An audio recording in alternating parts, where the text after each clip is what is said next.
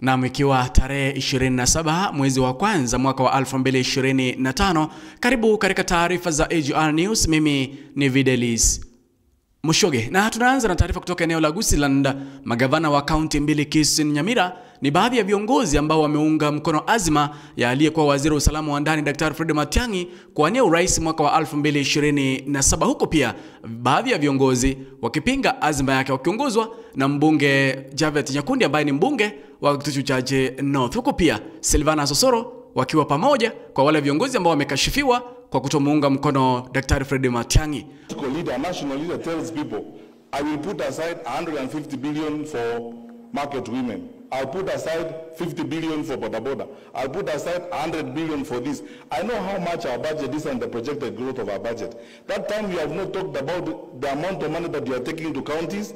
You have not talked about transfers for the education sector and so on. Where are you going to get that money to provide that kind of service? You're just lying to those people because you are telling them things they want to hear. And because they won't ask you questions, you just get along with it. Hayo pia yakiendelea, gavana wa kaunti ya Tharaka Nithi amejitokeza na kukozoa yale ambayo yanaendelea kutoka maeneo tofauti ya saa kutoka eneo la Gusiland, viongozi kuja pamoja na kuomba kwamba kuwe na chama kimoja cha viongozi kutoka eneo la Gusiland. Mudhomi amesema kwamba sasa si wakati wa kupiga siasa na kutengeza vyama, bali ni wakati wa kufanya kazi na kuwafanyia Wakenya kazi. Ifikapo mwaka wa 2027 wajitokeza na waanze kuunda vyama, huku pia akikosoa azima ya aliyekuwa naibu rais kumtembelea aliyekuwa mgombea mwenza wa chama cha Azimio mwaka wa 2022 Martha Karua. Nilisikia sauti from Kisii wakisema kwamba they are coming up with a new political party. When you start talking about political parties, are you thinking work or you are thinking politics? Hiyo ni siasa ama ni kazi? Nikafika hapa nikasikia kuna pahali nasikia kuna viongozi wawili wamekutana katika Mount Kenya East. Pia wanataka kutengeza chama. Na wakati wa kutengeza chama, unaniangalia ni kama unafikiria naongea siasa, siongei siasa. Wakati wa kutengeza chama, badala ya kuwa na mikutano ya majani na kahawa na maziwa, ile mikutano utakuwa unasikia ni mikutano ya chama. Ya kutengeza chama ya nini? Ya siasa. Kuna kazi itafanyika kweli? So I'm asking our people for now, let us try and focus on delivering for the people as leaders. Let us demand from our government what they promised us during elections. Wakati wa kuunda chama na kufanya siasa itafika.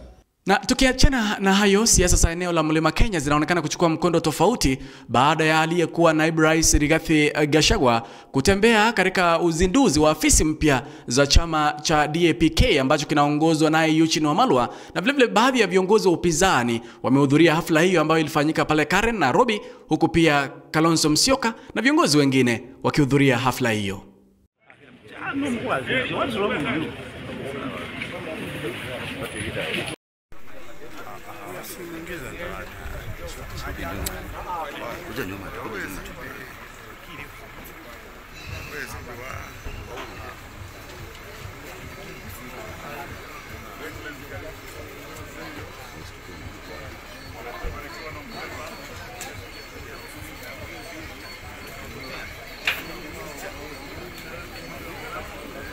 Na mahakamani leo, jaji mkuu Martha Koome ameongoza hafla ya kuwaapisha jopo la watu 9 ambao watakuwa wanaanzisha rasmi mjakato wa kuwatafuta makamishona wa IEBC. Kumbuka kwamba tume hiyo ya uchaguzi imekuwa bila commissioners kwa zaidi ya miaka miwili. Tunangoja tuone halmashauri hiyo ama jopo hilo la watu 9 vile ambavyo litatafuta wale ambao ni makamishona wa tume hiyo ya mipaka na uchaguzi.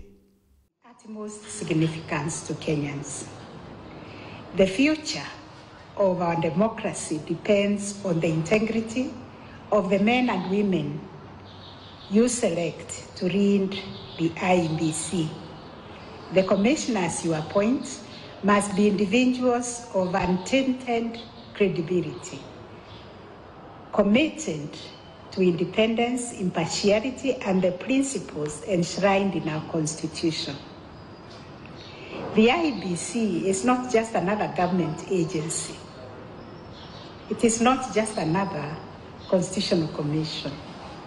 It is the custodian of our electoral integrity, and its composition must reflect the highest standards of professionalism and credibility. As you all know, the past 2 years, Kenya has endured an unacceptable situation. An electoral commission has persisted for 2 years without commissioners. Since January 2023, the IEBC has been unable to fully discharge its constitutional mandate, creating significant gaps in our electoral process. And the effects of this. Na pia Rais William Samoei Arap Ruto ameunga mkono pendekezo la Rais wa Marekani Donald J. Trump la kuwa na jinsia mbili, kike na kiume. Tumsikize Rais. We got good news about what God is doing in healing our economy. That Kenya is going to go places. And I want to thank God that together, working together, we have seen the inflation numbers come down, interest rates come down, exchange rates come down, and we have seen a great movement towards the healing of our. Na tukimalizia ni katika spoti. Jana kulikuwa na mechi katika uga wa Dandora, wakati ambapo timu ya Shabana ilikuwa inamenyana na timu ya Sofapaka. Lakini la kushangaza ni kwamba yale ambao niliwatabilia juma lililopita ni kwamba yalikuwa kweli. Shabana iliwagonga wana Sofapaka bao 1-0, na maana kwamba Shabana walipata pointi 3. Tarehe 2 ngwake tole Kariobangi Sharks Busomi. Abantu aminto yamba tebiro. Shabana ne yemo korukeberesi Nyanchwa, Nyaganja, Kenyenya mpaka Minnesota. Ni njua abantu bonsi.